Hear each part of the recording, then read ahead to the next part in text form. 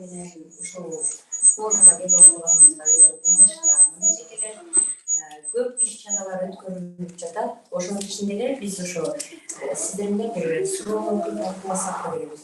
Бизде конокто бүгүн Жалал-Абад областынын Тогуз Торо районунун Сары булун айылдык кеңешинин төрайымы эжекебиз Эпээва Венера Молдожумаевна жана ошондой эле Жалал-Абад областынын Тогуз Торо райондук кеңешинин төрайымы жана айылдык кеңешинин депутаты Шайнаева Гүлжамал Теңирбердиевна келип отурат. Теңирбердиевна келип отурат. Өтө кубанычтамын сиз менен ушул жерден кезиккениме. Эми эжекелер мындай суроо туулуп атат биздин арабыздачы. Биз баарыбыз эле жергиликтүү кеңеште депутат айылдарбыз, Анан депутат айылдары менен биз кандай жумуштарды алып барабыз деп көп суроолорубуз бар да. Анан биринчи суроо ушу сизге коеюн деп элем. Гүлжамал эже. Силер райондук аялдар кеңешинин жетектөөдө жергиликтүү өз алдынча башкаруу уюмдары кандай колдоо көрсөтүүдө сиздерге? Рахмат. Мен бүгүн ушул Кыргызстандагы бейбит эмес аялдар форумунун сыйындарына келип отуруп ушундай диалогко катышып отурганыма абдан кубанычтамын жана ыраазычылык билдирем ошол уюмга. Биз ошо Тогуз Торо районунда райондук аялдар кеңеши өзүнчө атайын бирикме болуп ошо мыйзамдуу түрдө 2014-жылы уюштурулганда мына ошол уюштурууда биз өзүбүз эле уюштуруп кете алган жокпуз.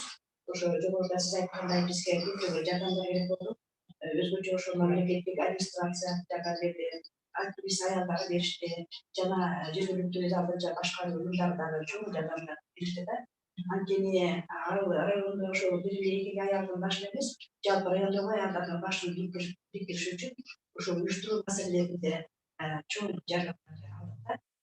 Андан сырткары биз өзүбүздүн уставыбызды түзүп, жана өзүбүздүн ошо башкармаларыбызды түзүп, жана ошо Жалал-Абад областынын атайын юстициядан каттоодон өтүп, мыйзамдуу түрдө каттанып, мына ошол 7-жыл иштеп атабыз да.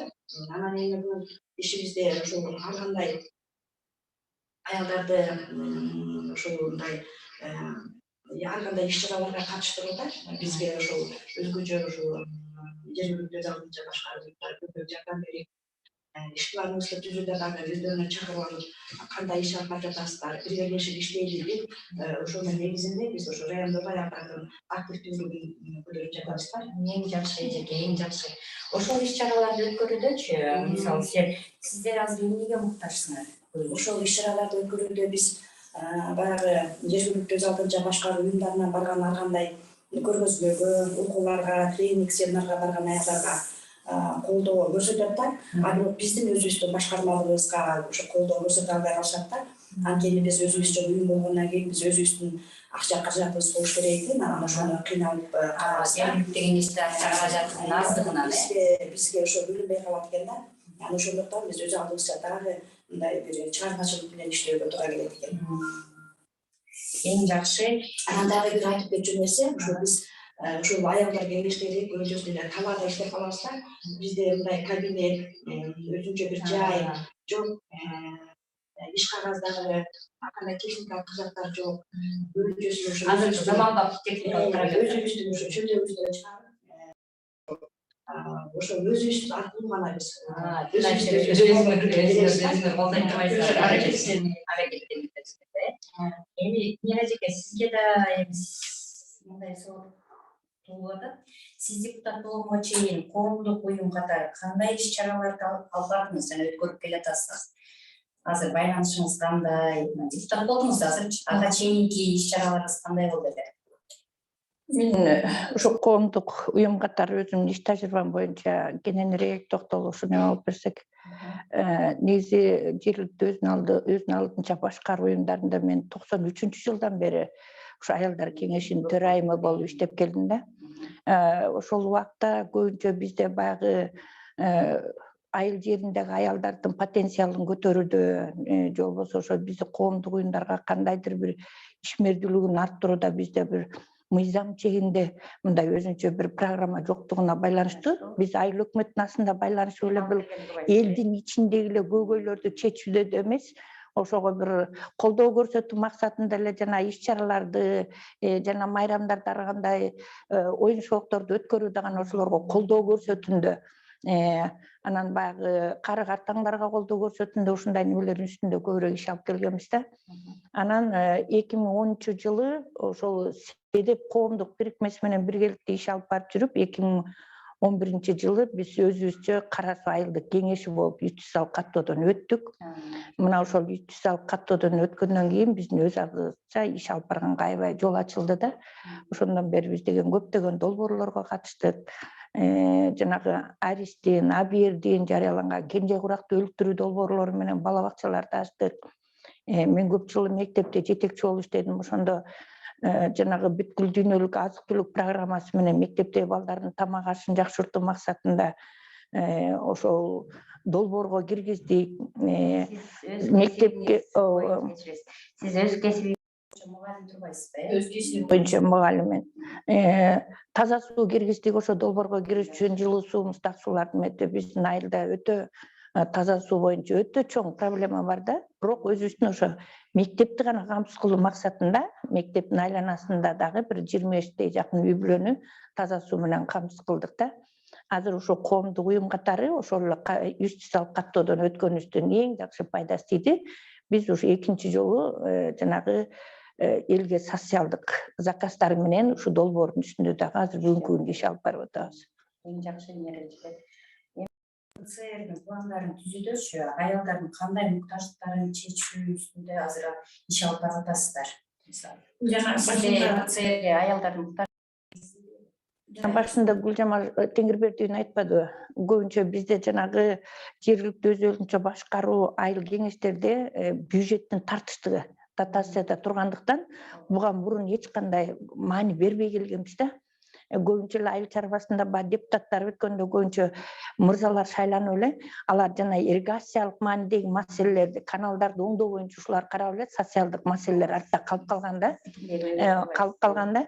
Анан ушул боюнча канчалык биз ошо жетекчи катары сессияга барып ошону сунуштасак деле бизге алгандай каражат жок, ал чечилбейт, ал мыйзамга туура келбей калат деген шылтоолор менен эме кылып көп каралбай келген да. Анан ушул биз быйылкы жылы депутатка келгенде кайра ошол жанагы стратегиялык пландарды кайра бир сере иштеп чыктык да.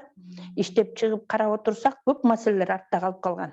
Эң жөнөкөй эле жанагы кандай деп айтсак муктаждыкка бар адамдарды аярлуу катмар, калктын аярлуу катмарлары. Мына ушуларга көңүл бурулбай калган, жана социалдык объектилер каралып калган.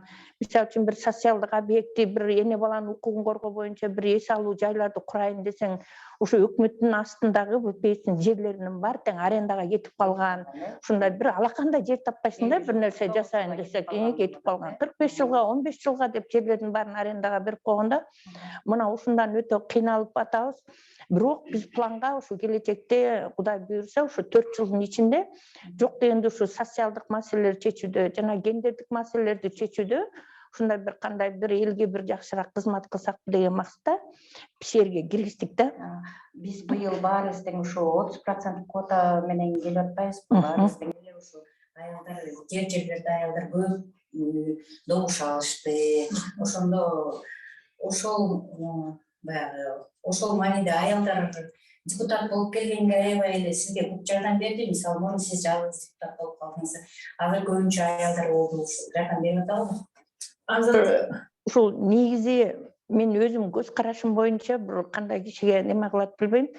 Негизи айыл жериндеги ошо калктын аң сезимин көтөрбөсөк, биз эч качан өнүкпөйт экенбиз да.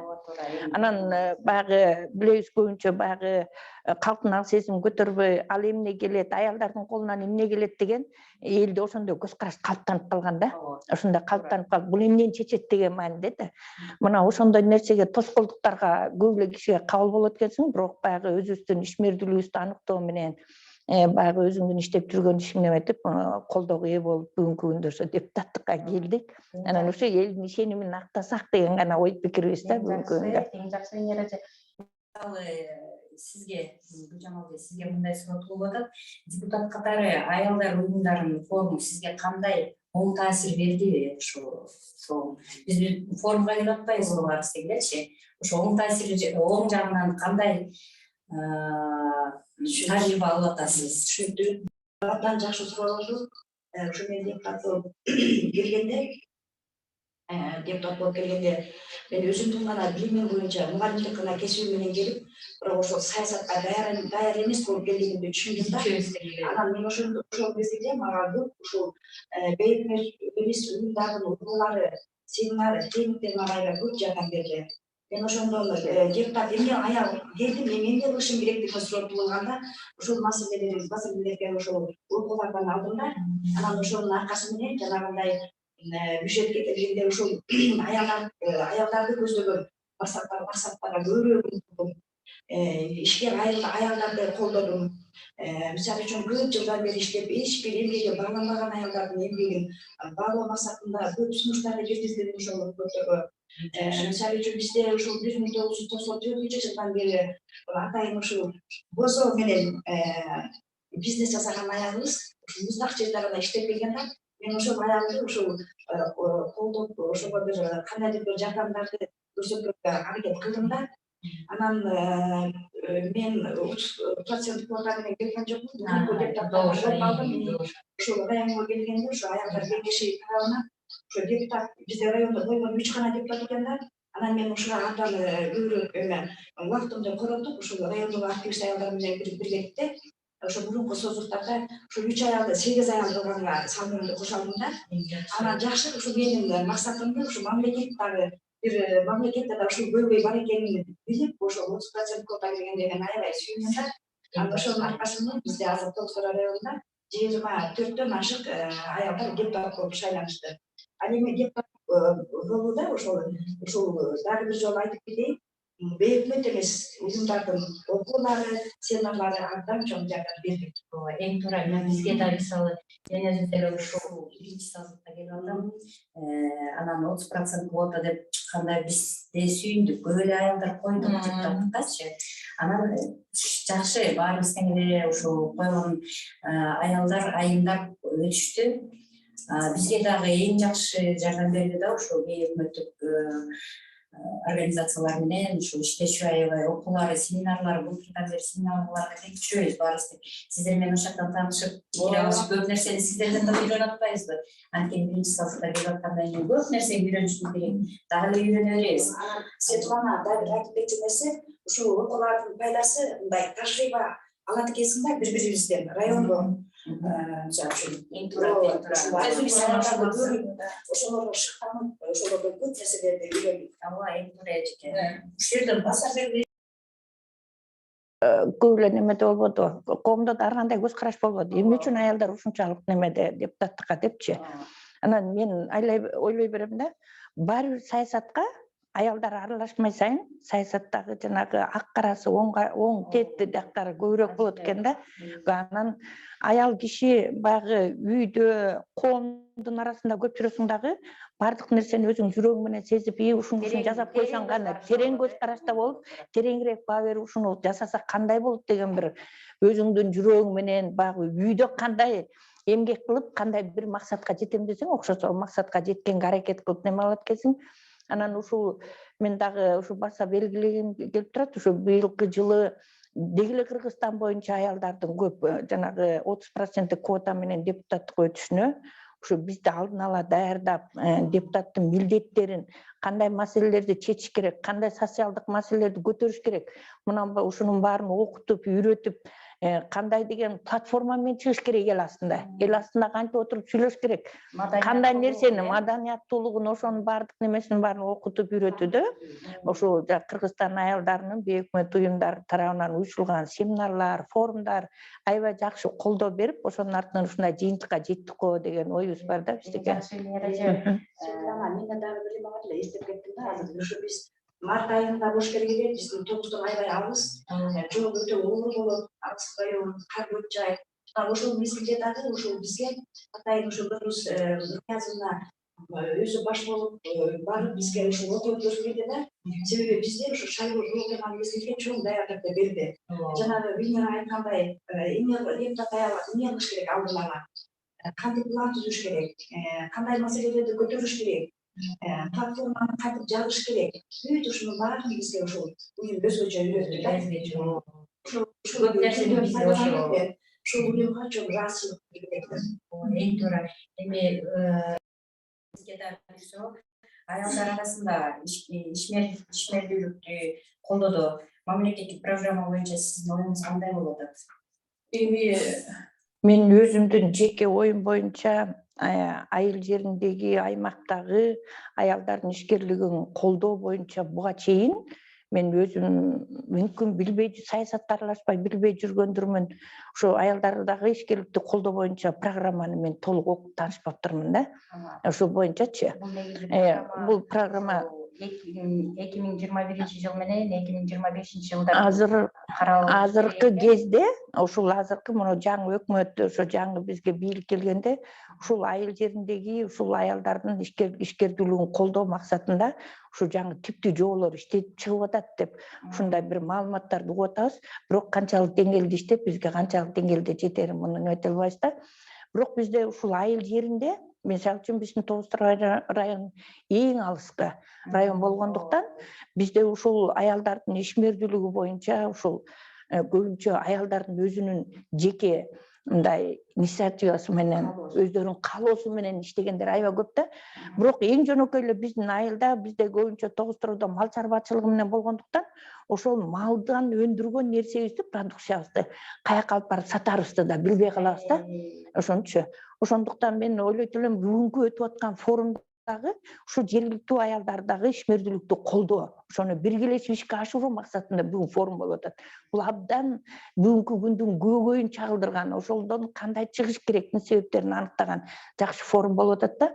Мен ойлойм, эгер ушул форумду өтүп эле ошого катышып кете бербестен, баарыбыз биргелешип, баарыбыз бирдей көтөрүп, мисалы үчүн иш тажрыйба алмашуу менен, мисалы үчүн көлдөгү иштер менен, ош болобу, тиги чүй обасы болобу, ошолор менен биргелешип бир нерсени өндүрүп, ошону бирибиз менен биз иш тажрыйба алмасак, биз бир келечекте бир эртең эле дебейсиз, бир 2-3 жылдын ичинде бир жакшы натыйжа берип, биз аялдарга бир жакшы колдоо көрсөтөбүзбү деген оюбуз бар.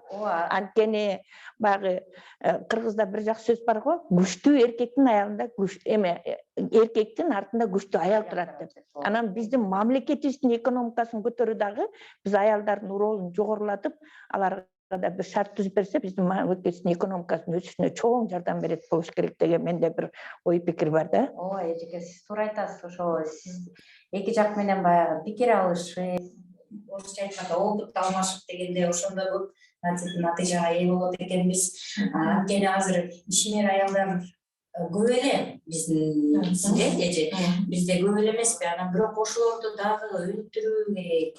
Мисалы кичинекей чакан иш кылат, кичүү цехтер ачылып атат. Мисалы биздин айылда деле кичинекей чаканына мындай кичүү цех ачылганда, ошол айымга эми биз да көмөк көрсөтөлү деп, аны кичине жана кичүү машинелер менен камсыз кылалы деп аракет кылып атабыз биз дагычы. Анан донорлорду издеп, бул мына быйылкы программа ишмер аялдарды көтөрүү форумда көп нерсе, көп тажрыйба. Бир нерсени баса белгилей керек да. Ар бир бул область республика боюнча бир 5-6 районда болуш керек өнүктүрүү фонду. Ошо биздин Тогуз Торо райондук өнүктүрүү фонду бар да. Комбинаттан түшкөн проценттин эсебинен. Мына ушу өнүктүрүү фондунан өткөндө биз ошого как айылдын төрайымдары катары мүчө болуп кирдик. Анан ошонун ишмердүүлүгүн аныктап көрсөк, бүт эле ошо фонддон алынган акчага бүт эле техника ала беришкен да. Техниканы ала берсең, техниканы ала беришкенде, бирок ошо техникалардын айыл өкмөткө бир сом бир тиын тишкен эмеси жок да, пайдасы жок да. Ал техниканы алган бирөөгө эмеге берип койгон, ал техника 1-2 жылдын ичинде эле кетип калган да.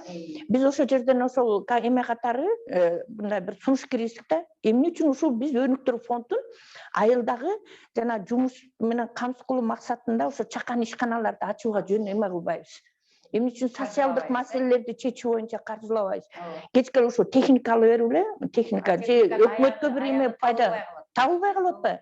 Аны кайра техниканы оңдош үчүн кайра өкмөттүн бюджетинен кайра 100 миң, 200 миң деп кайра акча карап атат да. Алар бизге пайда эмес эле кайра чыгашап келип атпайбы? Ошондуктан биз ушуну сунуш киргиздик. 2022 жылдан баштап Кудай буйрса биз ошого бизнес пландарды ошол жана социалдык объектилерди куруу боюнча, же болбосо ошолорду оңдоо боюнча, чакан ишканаларды ачуу боюнча ушундай долбоорлорду өткөрөлү депчи. Анан айыл жеринде эң көбөйлүү нерсе бул эме болуп атат да. Биз ошо бизнес планды иштеп чыгууда финансылык жактан өтө аксып атабыз да. Финансылык жактан. Бизнес планды түзүү үчүн ар бир нерсенин деталын баарын тең бизнес неме менен бухгалтерский счет менен баарын эме алыш керек да. Долбоор жазасың. Долбоор жазып келгенде финансылык жерден бирке ката болсо биздин долбоор өтпөй калып атат да. Ошондуктан көбүрөөк мен суранат элем, ошо форумга дагы бүгүн ошо кайрылып ошо сунуш катары кетирсекпи деп, ошо бизнес пландарды даярдоо боюнча, үйрөтүү боюнча, ошолор жазуу боюнча, ушул боюнча бир бизге жакшы колдоо берсе, аябай жакшы болот эле да. Эң баягы шарттарын кандай түзүш керек, көйгөйлөрүн кантип неме алыш керек, эми аныктайсың, жазасың. Бирок ошону биз жеткиликтүү неме албагандыктан консультация алсактан долбоорду жазган убакта өтпөй калып, анан бир долбоор жазгандан кийин өтпөй калса, баары өтпөй турбайбы деп, тиги адамдын кызыкчылыгы да жоголуп калып атат да. Ошондуктан ушуларга бир колдоо көрсөтүп, эң алыскы райондордон келген нерселерге ушундай бир колдоо берип койсо жакшы болот эле да. Мындай льгота да берип, ушул депчи, мисалы үчүн бизде маалымат азыр бир долбоор барат, долбоор барса жазайын деп неме кылсаң, бир жуманын ичинде саат 5-ке чейин беришиң керек дейт. Бир жуманын ичинде физический долбоор жазып бите албайсың. Анын көйгөйүн аныктап, тиягын тартып чыкчанан анализдеп чыкмайсыңчы. Ошон үчүн биз маалымдуулукта убагында жетпегендиктен ошол дагы эң чоң көйгөй болуп атат да бизгечи. Ой болуп атат да. Мына бүгүнкү форумда абдан жакшы ушу маселе козулуп атат деп айтып атабыз. Ушу ишкер айылдарды көтөрүү боюнча анан мамлекет бир топ программаларды чыгарганын биз угуп көрүп атабыз. Анан бирок ошолор ишке ашпай атат да. Мына ошолорду ишке ашырып атат. Ушу бүгүнкү форумдун пайдасы Кудай буюрса кетени калышат да. Ушу биз катышып отурган айылдар өзүбүз билип алып барып, өзүбүздүн айылыбызда ошол ишкер айылдарга үйрөтүп ошолорду сага мындай жеңилдиктер бар экен, сага мындай жакшы бир эмелер бар экен, бизнес план жасалды, чоң чараны. Сен өзү эле тиги каражатың менен чуркабай, мамлекеттен дагы мындай бир жардамдарды алсак болот экен деген. Акча алсак болот экен, акча алып долбоорлорду жазсак болот экен деген жакшы бир ойлорду биз ошо келдик, көрүп келдик, кайсы жерде кандай айтып барганы калдык. Ошо бүгүнкү форумдун пайдасы ушул болот деп ойлойм. Жакшы. Баарыбызда эле маселе көйгөйлөрүбүз бир экен, көп нерсени үйрөнүшүбүз керек экен.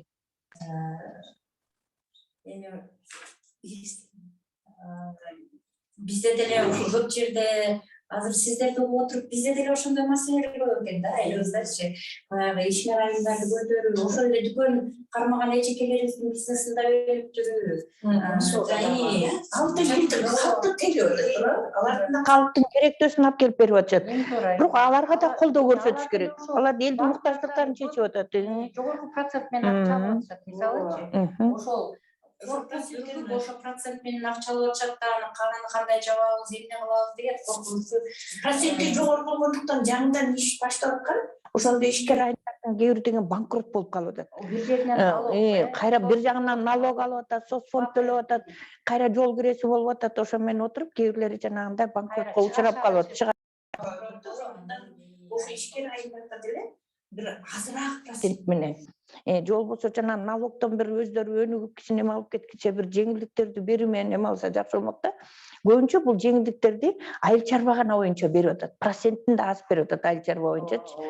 Анан ошондуктан жанагы сельскохозяйственный немелер боюнчанан жана ишкер айылдарга дагы ошондой жеңилдиктерди берип койсо жакшы болот эле да. Мисалы үчүн азыр бизде айылыбызда азыр жанагы азыр тигүү боюнча аябай эме болуп атпайбы? Швейный секторду ачуу боюнча. Бизде 3 келин ар кайсы жерге өздөрү жеке машинелерин сатып барып алып эме кылып атат. Бирок ошолордо кыйынчылык болуп атат да. Бишкектен кройду алып барат. Алып баргандыгы үчүн бир төлөйт.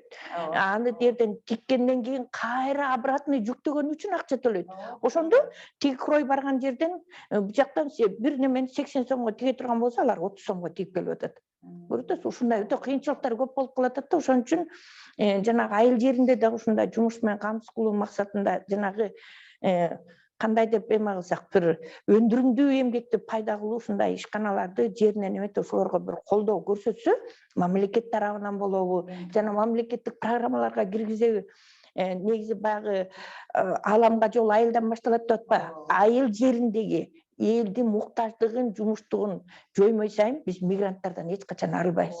Биздин кичине элдерибиздин баары, кичине жаштарыбыздын баары, айылда карасаң азыр жаштардын баары тең мигрант жок да. Анан эле кары картаңдары калып эле, анан эле баягы небере чөбөлөр менен калып эле.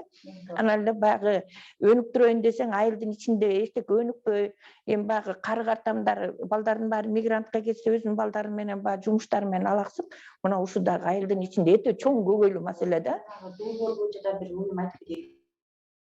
Ушул Германиянын языке айыл чарбасын өнүктүрүү боюнча программасы менен бақты долбоор бизге. Биз ошондо жалаң ушул ишкер аялдардын аялдарга керек үчүн керек болот деп биз ушу аялдар маселелерин көтөрүп чыктык да.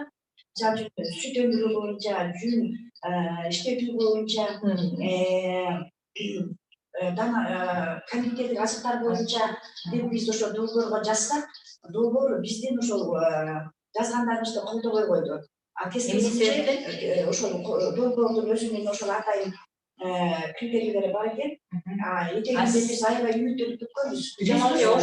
Долбоорду жазуунун астында алдын ала ошо консультация жоктугу, бизге консультация анан биз болушунча жазып эле баарын бергенбиз, кайсысы өтүп кеткен, ошо аял ишкер аялдар өтүп кеткен деп сүйлөшүп, бирок тескерисинче ошо аял өттү, бирок дагы эле ошо техника жагы өтүп кетти да. Анан биз ошого аябай нааразы болуп калдык да. Ошо долбоорубуз дагы ошо ишкер аялдар колдой албай кетип атат. Долбоорду жазууда ошо критерийлерин алдын ала таанышканбыз белеңиз, бирок бизге өтпөй калды да. Ошон үчүн ушул мына мамлекет ушул ишкер айылдарды колдоп дагы долбоорду да бизге жакындатып койсо жакшы болот. Аялга жакындатпай, тек ишкер айылдарга жакшы.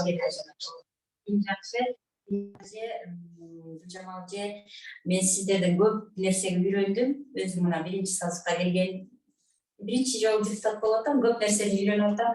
Сиздерге эң чоң рахмат. Бар болуңуздар, дайыма аман болуңуздар. Аялдар үчүн эле ушинтип жан дүйнөңүз менен берилип эле аман эсен болуп эле колдоп жүрө бериңиздер. Рахмат сизге да. Бизден көп нерсе үйрөндүм.